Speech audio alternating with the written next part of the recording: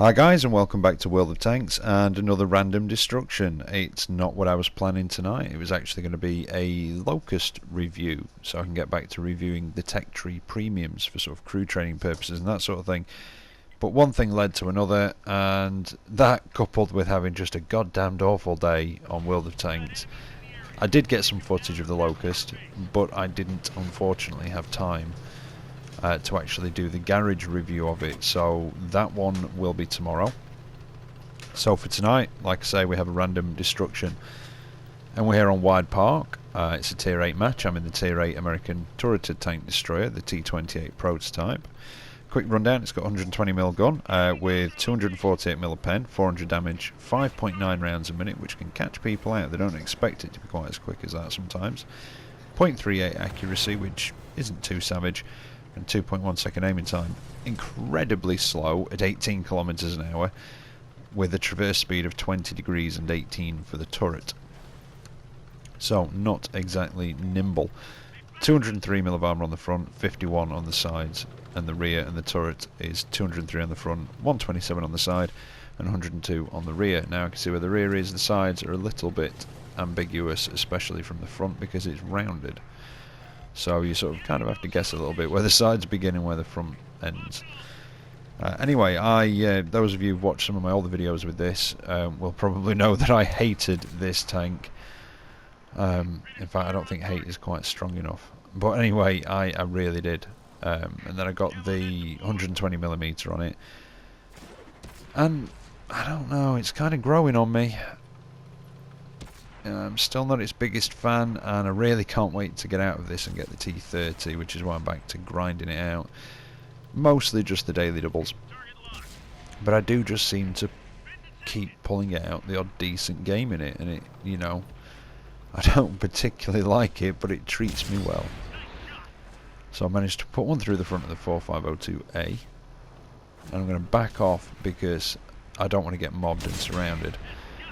And I know there's a couple of other tanks with me, but I think they'd easily be able to mob around me and just take me out before they moved on to some of the others. And oh, that was unfortunate. The Tiger II pulled back just as I fired, and I think it was a poor ARL took the full brunt of that one. And that's the end of him. Now I've gone for the tracking shot there. Depending on his repair skill, I don't know. There you go, his tracks are back up. I didn't think I'd have enough rate of fire to keep him permanently tracked, but he delayed on pulling back, so it allowed me to get another tracking shot in, and it looked like the Churchill finished him off. But yeah, I don't know what it was about this thing, why I hated it. I don't know. I just didn't like it. Well, like I say, it has been growing on me, and this 120mm gun does perform very well actually. I managed to put one through the side of that IS. And we're going to get the Hellcat. Yeah, he got stuck. I hate it when that happens. I'm sure it's happened to us all. We're trying to get out of there, and then all of a sudden, oh crap, scenery, stuck, dead. Probably about as fast as that as well. I managed to get another one through that IS-3, and I think I've knocked his tracks off. And again, I didn't think I'd have enough high enough rate of fire to keep him tracked, but he doesn't seem to be moving. And that last one just missed the Centennial that went in front. I managed to take out the IS-3. Now I'm going to keep an eye on him, because I have a feeling he was about to pop round and try and get in close, but then he's realised that I am not alone. I have friends. And it's made him back off a bit. But with the flank of this being so weak, it's very unusual, no matter the angle, for you to get a bounce. Well, actually, no, you can put it at quite an extreme angle and get a bounce off the side, but you're best off just trying not to let anything get anywhere near the side of you.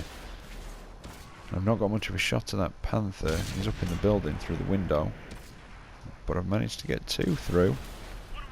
It does tend to behave, this gun. Like I say, 0.38 accuracy, but it kind of behaves well. I was in my Chieftain again earlier, and that's got is it 0.32 or 0.31? I can't quite remember now. Accuracy on it, and I was fully aimed on targets, and it was just going into the floor, or it was just zipping over the top of them. and it just was not behaving in that game. And I'm sure we've all had them. But there we go, not a bad round. I just took it out to do a daily double. Earlier on I've been having a couple of bad rounds, trying to get some footage for a couple of reviews, and it just wasn't going my way today. And I thought, do you know what, I'll grind out a few daily doubles and then try and get back to it. But then I didn't have enough time to do the garage review, unfortunately, like I say, so that's tomorrow. But I did end that with a high caliber, first class mastery and a sniper, and over 4,700 damage done with 4 kills, so not too shabby in the end. And that was a nice little boost to the XP of it. Still got about a half again to go. Maybe a little bit less for the T30. I think I'm getting up there now, but I've not been taking the T28 prototype out very often recently because of all the other reviews I've been doing. But yeah, it is growing on me. It's a horrible grind though, it really is. Right, so here we are for the second of the replays. It's Port, it's the snow variant, standard battle, and another tier 8 match, and I'm top tier again. I've been getting that a lot today actually. I've not been bottom tier very much, which is nice because recently tier 8 seems to have been horrible. Well, I'd say 8 games out of 10 I was propping up a tier 10 match whenever I played tier 8, and if it wasn't tier 10 it was tier 9, and very, very rarely I was top tier. But today it's been the other way around, so it's been quite a pleasant change. So anyway, yeah, Japanese tier 8 heavy tank, the 110. I got this a couple of days ago. I've nearly got it fully upgraded. I just need to unlock the 100mm gun for this. It gets 100mm, not a 122 like a lot of the others, or the IS-3 and what have you. But at the minute I've got the top turret, but I've still got the 122mm. I can't remember if it's the D25T or it's a very similar variant. 175 damage penetration, sorry, 390 average damage, 5 rounds a minute, so slightly faster than the versions that's sort of on the IS-3 before that's fully upgraded. Horrible accuracy at 0.46, horrible aiming time at 3.4 seconds. 40 kilometers an hour though, not too bad. 30-degree traverse on the hull and 26 on the turret, which again for a heavy such as this, not too bad. 380 meter view range, so it does beat the Russians for that one. 120mm of armour on the front, and it has got a very well angled pike nose. 90 on the sides, 60 on the rear. It is very comparable to the IS-3 in fact, but it doesn't have spaced armour on the sides. It is a little bit taller, and I don't think the turret's quite as tough. The turret I've got is 201 on the front, 148 on the sides, and 50 on the rear. Now, like I say, the pike nose is a bit more angled, and it does get a 100mm gun with, I think it's 215 penetration, and it's either and I think it's 320 damage if I remember rightly, but it gets a good rate of fire, which catches a lot of people out. They expect it to fire some, similar to an IS-3, sort of 4.8 rounds a minute, I think that is, or around that, maybe 5.3, but no, I think it's over 6 rounds, or just over. I don't know the exact figures. I'll let you know when I've got it upgraded. But yeah, it can catch people out, and there are arguments. Some people will say that this could possibly even be better than the IS-3. My judgment's out yet. I do like my IS-3, and I've not got this fully upgraded, like I say, so I'm not going to pass judgment just yet. Now you'll notice I have taken quite a beating so far, and I'm just wondering whether to go after that Lycan, but I think, do you know what, no. I'm going to be needed here if I can stay alive, and like I say, I'd not been having a particularly good day on World of Tanks, and at this point I just decided, do you know what, blow it. I'm just going to go completely aggressive, balls out again, and just see what happens, because sometimes you have a fantastic match, other times your gun completely misbehaves, although I didn't aim that one fully, but some of the fully aimed ones have donked into the floor. But I'm going to take a bit more of a beating yet before this match is over, and before I start pulling back some decent damage. But the front of this can bounce quite a few shots. I have, in fact, at medium range I think I've bounced some tier 9s. I'm at tier 10s. Probably not. I wouldn't have thought so. I'll do it. I mean, I'll have to do a full review on this one at some point. It's quite a nice tank. I do like it. It does remind me a lot of the IS-3. But this 175mm of pen, when you get into a tier 10 game, is quite painful because you're not quite fast enough to get round and flank, so you really have to try and position yourself carefully and try and get round on the flank, because for a lot of the tier 10s, it's just not enough to punch through the front of them unless you get really close so you can aim for a weak spot, but then they're just going to punish you for it. Right, now I did flick it to the side there. I was expecting to get some more shots coming in at me from over those hills, but nothing did. So I'm going to try and put something into this motherland, but I let it just a bit too much there and I think it just hit the gun. I was trying to go for the side of the turret, but again, 175mm pen against the front of a motherland angling like that, not going to happen. Not at this range. Might be the odd point on the turret that I can get through when he's looking at me, but again, not so much at that range, and I'd say it's a 50-50. So there looks to be somebody going to chase him down. So I'm going to pull across to this side and see if I can flank around. I'm just keeping an eye on them and see if he needs any help, but I think it looks as though he doesn't actually need any help in the end.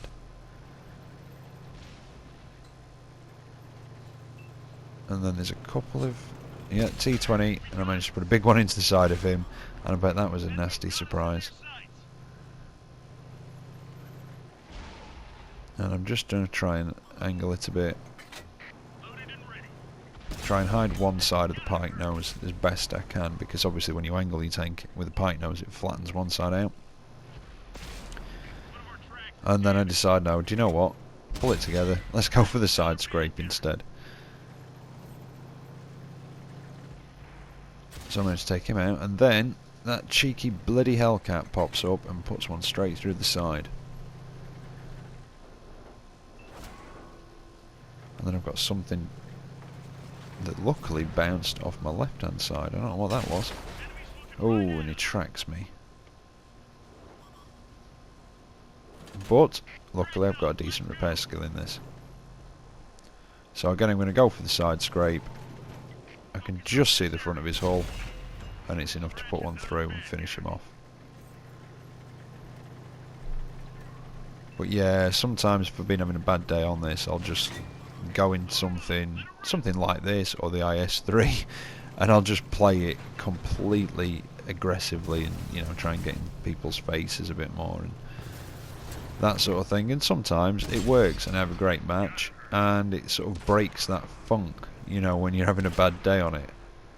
And then other times it doesn't work. But I had a fantastic game in the IS-3 doing it actually on Mountain Pass. I think I put it on one of my videos a while back. And we started in the north, and I made an aggressive push right across the bridge to the other side. And yeah, it worked.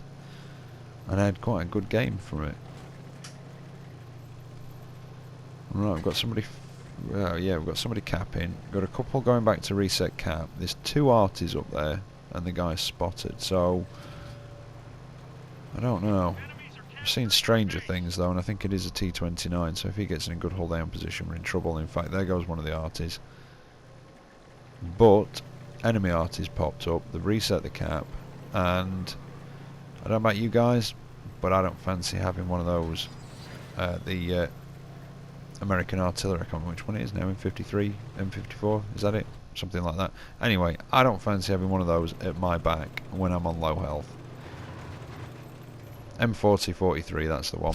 And again, didn't quite wait for the aim because he'd seen me, and I don't fancy getting hit because he'll do more than enough splash damage to finish me off. So I'm going to pull back because I've seen something that he hasn't, and that's that we have a tank sneaking around on him from the other side. So hopefully he can kill him. Oh, took off about half his health, but it's enough to distract him. And a cheeky lock-on finishes him off, and that's the game. They managed to kill the T29 that was capping. Good lads.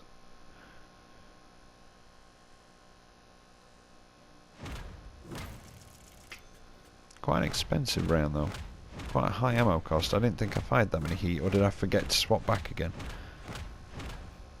But I came out with that with steel wall, second class mastery, 2,700 damage done, and 1,900 blocked, and 5 kills. So not too bad.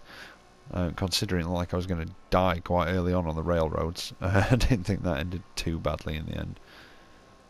But I do like the 110, and for anybody who's not gone down that line and they like the Russian heavy line that goes from the IS-3, it might be another one to get, to have a go at, because they do play very similar, but there are differences which makes it interesting.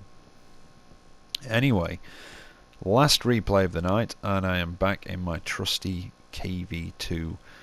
Fun time, definitely. Siegfried line, it's, well, tier 7 technically, but there's only one tier 7 on each team, so it's pretty good matchmaking. Well, I say pretty good, it's almost perfect matchmaking for a KV2, and it's an encounter battle. Now the KV2, it's got 75mm of armour front and sides, 70 on the rear of the hull, and same on the turret actually, upgraded turret, 75 front and sides, 70 on the rear, but it is all about the gun. Oh, it's incredibly slow at turning as well, 18 and then 16 for the turret, which is painfully slow. But it's got a 152mm howitzer with absolute ridiculous damage. The armour piercing rounds have got 110 penetration. Forget them. Don't even bother. The premium rounds have got 136. Again, I wouldn't even bother. Just fire high explosive. 86mm of penetration.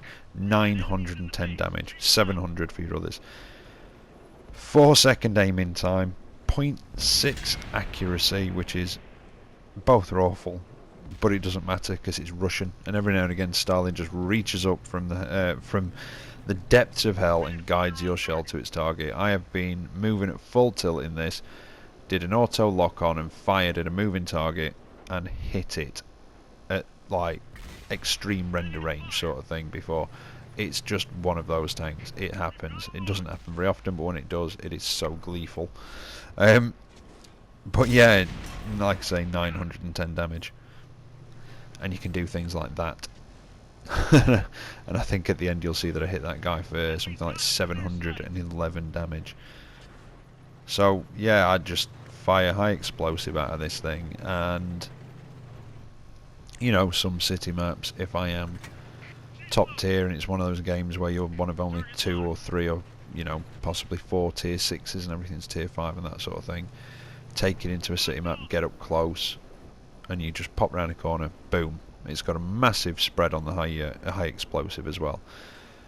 And on maps like this, I know I sometimes say about top tier heavies camping, but I like to think of it as a sort of direct line of sight artillery. There's a lot of things that can pen you, especially when you get a bit closer, and there's an AT-7 out there somewhere, so I don't fancy getting spotted by that. And they've also got an artillery, again, artillery like to shoot at KV2s, because if they hit that big engine deck, it's a penetration and full damage. But I do like to use this, like I say, as a sort of direct line of sight artillery sometimes on these open maps like this. Because if you're not spotted, you can just take your time. Ooh, watch the Hellcat. You see it coming? That's why I love the KV2. Just for those moments, and it is so much fun. It can be the most frustrating tank as well sometimes. You might only get one shot off and then all of a sudden you're dead, but oh, it's so worth it for the games like this. 3002M. And I take a shot, he disappears. I don't even know if it hit him or hit the ground, but it finished him off anyway.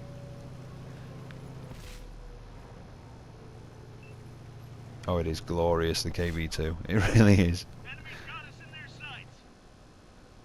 There's the AT-7. Let's back up a bit and see if we can get a better position. I don't know what's shooting at me, but at that range it's bouncing, so I'm happy with that. Although, that was an SU-100. I'm going to burn the repair kit. I don't want to take another hit from one of those. I'm just waiting for the reload. And to be honest, I don't really leave this sort of part of the map. I just sit here being, well, playing it arty. But there, I don't know. Shots like that, not even fully aimed. But there's just nothing that brings a smile to your face quite like a KV2. Let's see if we can get that Jackson. No, somebody got there first. Ooh, he's got the attention though. Luckily, I've not been spotted. But that poor guy had. And again, I was just wondering whether to go after that. I don't know if it's a Cromwell or a Knight.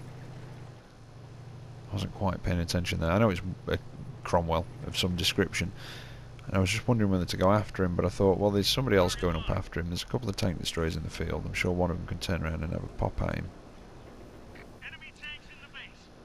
I was considering taking a blind shot here, but then I saw that on the map we'd got somebody going out for a spot, so I thought, do you know what, with the lengthy reload on this, I'd rather make sure I'm going to hit them.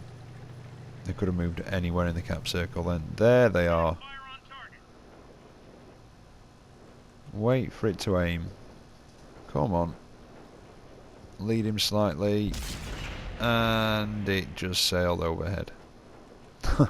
There you go. Obviously not sent enough dissidents to the gulag as sacrifice this week. Now I've got a T1 heavy rushing in. And at the minute, we are losing by 2. It's 7-9 in the enemy's favour. And again, I was considering a blind shot, and I'm glad I didn't, because I underestimated how quick they can be, the T1 heavy. I've not been in one for a while. Oh, and he turns at the last second, and it just sails past. He doesn't know how lucky he is. Now, from the giant orange tracers, oh, yellow, well, the giant HE tracers, I'm not going to take a guess at the colour again, like I say, I'm colourblind. But they seem to think that something, possibly the KV2 perchance, is firing from through this gateway, so that Wolverine's coming for a closer look. I did manage to finish off the T1 heavy as well. Got him the second time. So we've managed to pull back the scores to 9-9. Oh, something spotted me. Now I'm going to start getting shot at, I would imagine, from all that stuff on the field again. Yeah, there they go, whistling past. Again, I'm lucky that they're, you know, trying to get through it at range. I think if they were any closer, that would have penned quite easily. So, I'll leave that T-34 to go after the Cromwell. They're still trying to put some pot shots in my area. I don't know if I'm still showing on the map or they're just guessing at where I was. But I'm going to go back over here and see if I can spot anything again. And, oh, Type T-34. That'll be fun to hit the side. Just need to line it up a bit. And he's rushing for cap again. Sit still. Honestly, some people are so rude. Try and shoot them and they just keep moving. Right. Well, they both made another rush for the base, but at least they're spotted. And, I mean, obviously they've got to try and cap, you know, we are capping. But if you'd seen huge tracers coming in that direction and lots of tanks just exploding, you know, in one or, well, yeah, mostly one hit, you'd be very cautious, wouldn't you? And I think I'd be hiding behind those wrecks. And, ooh, that was a mercy roll, and that was actually a non-penetrating shot. That's right. Nearly one-shotted him with a non-penetration. That's the power of these HE shells. The damage on them is that big that non-penetrating shots do a hell of a lot of, you know, sort of damage. Obviously it takes, I think it's about half for a non-penetration, and then it takes some off for each mil of armour. But at 910, they can afford to have pretty thick armour before it becomes quite ineffective. And That was a penetration. Managed to one-shot the SU-100, and I'm just sat here with a big grin on my face watching this back. Like I say, there's nothing quite like it.